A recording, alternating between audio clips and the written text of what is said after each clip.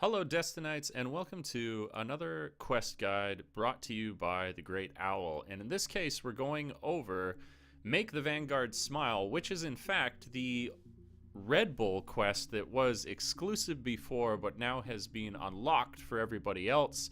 And you must have noticed it suddenly just appear when you were in the tower when you logged in, as I had, and that means that the quest is unlocked, that everybody has access to it now. And a couple of the items that you can actually get from this are pretty cool. So spoiler, if you want to find out what these rewards are and you don't know already, I'm going to spoil it in this for the people who want to know before going ahead and spending all the time on the quest and then finding they may or may not like that reward. I'm also trying to save people some time and give tips as to how to get these quests done as quickly as possible. So the quest rewards, there's three of them basically, although one kind of ties into another. There is the SRO Swift River. You're going to get another sparrow from doing this, which is kind of hinted at. The first quest that you do for this is a sort of sparrow quest. The next is a Joyride Shell, which the actual design of it looks pretty cool, but in all honesty, this is just a kind of cosmetic perk to grab because there's much better ghost shells that you're going to get. That is the second tier reward. And then finally, the last reward you get for completing all of these, where you go and do 2 strikes, modified strikes basically, is an upgrade. So you get the SR1 Swift River. So that sparrow that you get rewarded for doing the first leg of this quest then gets upgraded to a faster speed, which is pretty cool. You can get that final upgrade for it in the end. So now knowing the quest rewards, how exactly do you go about doing this quest? I want to do a complete guide for it because there is 1 or 2 details that'll make this less confusing for people. So the first quest that you're going to have is to complete one of these basically time tests on your sparrow. I recommend going to the moon. It's big, it's open, it's really easy to complete one of these easily. And it says you need to get overcharge 3 or higher. Basically what overcharge is, if you don't know already, when you complete one of these quests that is basically like a speed quest on your sparrow, you can see it, I believe it's a timer is the indicator that shows you this quest exactly what it is when you patrol to get this. And overcharge is when you complete the quest, you think you've completed it, you'll fill up your gauge, it needs to reach 100, you reach 100% by getting through enough gates or like blue pillars of light in enough time, they call them like energy spikes. Once you get to 100%, it'll say you have an opportunity to overcharge, which is basically a limited window of time for you to kind of repeat the same task, but the gates or spikes of energy will turn from blue to orange, and you need to go through these gates a little more quickly, and each time you reach 100% again, filling up this meter, you'll get another overcharge. And if you can reach 3, then you will have solved the riddle. You'll have gotten this quest, you'll have completed it, and there you go. Simple as that. The next quest that you're going to have is complete a saber strike in record time. Now, the important thing about this was I thought that I would be able to do it because finding someone to do the level 40 as opposed to the heroic is a bit of a challenge because it's older content now.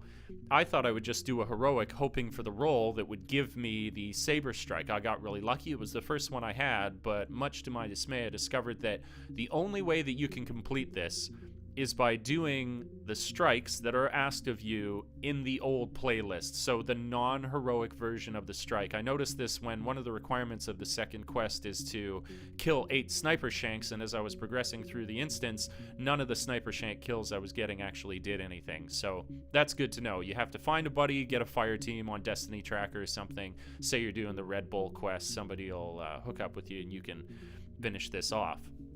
The next ones that you have to do are Impress Lord Shax and A Nod to Cade, I think is the actual name of them. And this is you have to compete in Rift, which is really, really straightforward and shouldn't be that hard. Just grab the spark, you need to deliver it to the Rift. That's pretty easy. You need to win 3 Rift matches. Very, very easy. Picking up the spark and scoring with it kind of go hand in hand, right?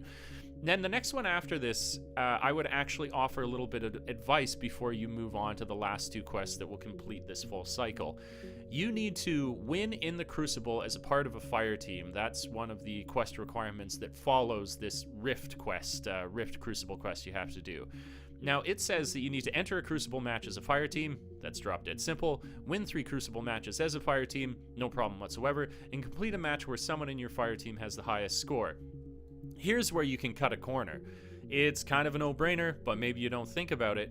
go into a crucible that has very, very few team members. So this would be either salvage or skirmish, because if you have any team members, it's a very, very strong likelihood. It's 2 out of 3 chance that you are going to have one of you get the top spot, and so you'll breeze past this quest very easily.